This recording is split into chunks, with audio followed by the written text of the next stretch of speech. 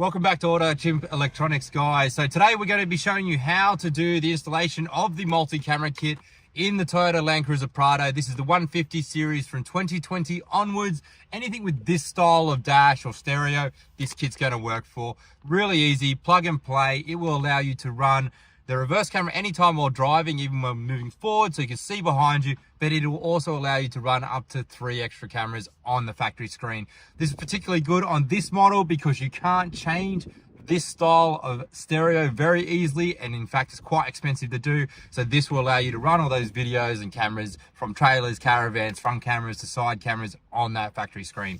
So I'm going to jump in and show you how to install it now. It's quick and easy, probably about 10-15 minutes to do. You're only going to need a couple of tools in this video. Like we use in most of our videos, we're going to use a 10mm socket screwdriver, which is going to be used to undo the screws behind the stereo, and the non-marring plastic pry bars. Again, we have these all available on our website, so if you don't have them, you can buy them. They're fairly cheap from us. We do sell them as a bit of a package and a kit, so you don't have to stress too much. On this vehicle, the first step is to pull the climate control out, and you're just going to put the non-marring pry bar underneath and push it forward. And it'll be a little bit of a click and quite hard. Just support it with your hand so you don't scratch anything. And as you pull it forward, you're just going to undo this locking tab on the plug on the back of the climate control, and then you can remove that. Put it somewhere safe so you don't scratch it, maybe back seat of the car or even on the dash. If you have a mat, put it on there, just be careful, okay? From there, we are going to do these bolts that are underneath. There is actually 4 bolts. You can see them slightly here, one in the top right, one in the bottom right, and then again the same on the left and right hand side. And you're just going to take that 10mm screwdriver, you're going to quickly undo all 4 of those, and just be careful not to drop them into the dash.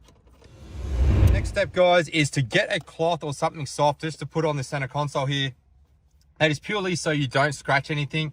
And the next step is going to be pulling the stereo itself out. So you can just run your hands across the top here with your fingernails, or you can use the non-marring pry bar. And you're just going to pull it forward a bit, and then pull it on both corners, and then you can pull the bottom of the stereo out and run it forward.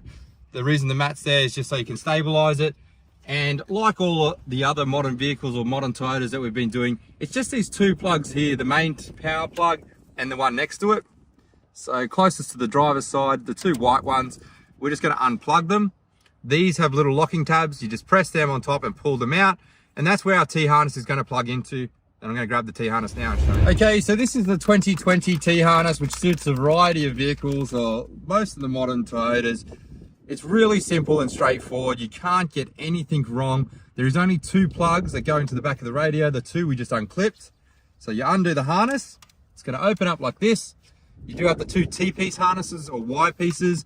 You cannot get this wrong. They will only plug into the one plug that it is suited for, because they are both different. Plug them into the car ones and then plug them back into the radio. You want to just do this and make sure all the cables are nice and neat, just for the sake of, nice neat install. All right, there we go. They should click in nice and tight. And that's all the installation is, so it won't void any warranty. It is really easy. It is plug and play. And from here, you're just going to get the main AutoChimp multi-camera module. So this is the main kit, and this is how it's going to come. I'm going to open that up. This is the main module. Again, this is very straightforward as well. You cannot get it wrong. It has a main power plug on that T-harness. And also on that T-harness is a red and black RCA, which will go to the red and black inputs on the AutoChimp module. It's been made so they're all coming out the same way. So if you wanted to get some tape to neaten that up, we do sell the cloth tape. You can loom that up nice and neat. From there, if you want to run extra cameras, you can use camera 2, 3, and 4. And that will be your RCA inputs, which is a universal style for all aftermarket cameras. And you can plug those cameras in here. So if you have it on the car, or you can use that already. If you don't have that, we do sell cameras, and we do sell them with the RCA inputs, which is really easy to use. So jump on our website for that. Now, one thing to note when you're using aftermarket cameras, sometimes on caravans, trailers, and boats, you do have heavy duty style caravan connectors, which are a large 4-pin round connector. If you already have that on your vehicle, we do sell an adapter. It is a 4-pin to RCA adapter, which is common across all cameras in most of the world and most of Australia. And I'll show that to you right now. It comes out like this. So this is the 4-pin style that I'm talking about. and it converts it to an RCA. So if you have the camera already on there that's like this, get this adapter. They're only about 20 something dollars. They're on our website, AutoChimp Electronics, and that will give you the camera inputs that you need for this. Once you're finished with that, there is heaps of room behind the dash. You're just going to tuck the module away. There is double-sided tape in the kit as well if you wanted to mount it up. But there is heaps and heaps of room there, so you don't need to stress too much about it. The last part you have is these. These are the two switch plugs. This is for how to activate the factory camera and the aftermarket camera, or the second or third camera. These are going to come labeled. They're going to say switch 1 and 2 on them. Okay, you should be able to see that a little bit there. And switch 3 and 4, so you can't get it wrong. You're going to run these to where you want to mount them in the factory blanks that are on the vehicle, which I'll show you in a moment. And they mount up into those factory locations. So you've got a meter, so you can go either side of the driver, the center console, wherever you want to run them. And it's going to plug into these. These are your factory style switches. Now, we give these kits, or we sell these kits with the correct switch for the vehicle. We've done the hard work for you. So if you're unsure, you can email us and we will tell you, but our kits are pre-made, ready to go for you. That is literally going to plug in. So you're going to run it to the spot you want, plug it in. Camera 1 will activate the factory camera. Camera 2 will activate the secondary camera. And then we do have the option for camera 3 and 4 off the other plug if you wanted additional cameras.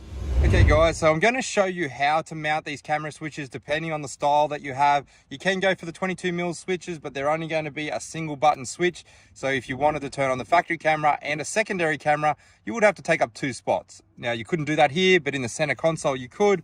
But my preference is these style, the 32mm, because it will mount in this location and give you 2 cameras, the factory camera and aftermarket, in the one location.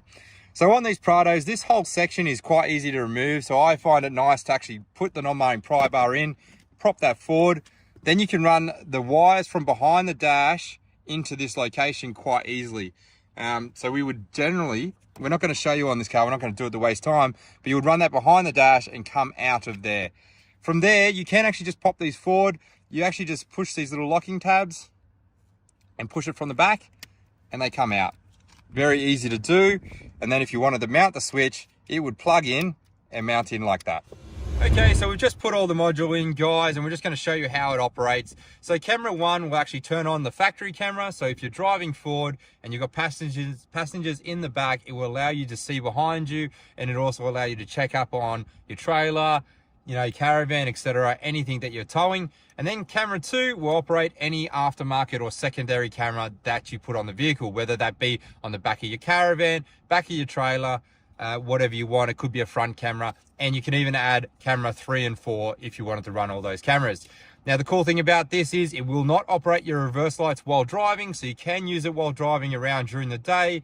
And also for the secondary camera, this is really good because when you put the car in reverse, automatically it will show the reverse camera that's on your car still. But if you needed to see behind your caravan while parking, you could put camera 2 on and it will override the factory reverse camera and allow you to park correctly, seeing the view on the back of the trailer.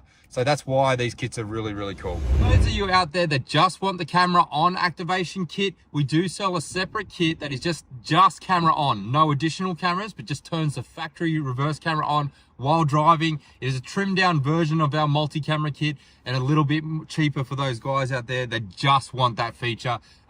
We sell it with both a single button instead of the dual button because you're only turning the one camera on, but that is also available. When you're returning this and you've got all the module in, just ensure that all the cables are up high, and as you push them in, because you just want to make sure you're not going to jam them when you put the dash back in, that it will just clip in.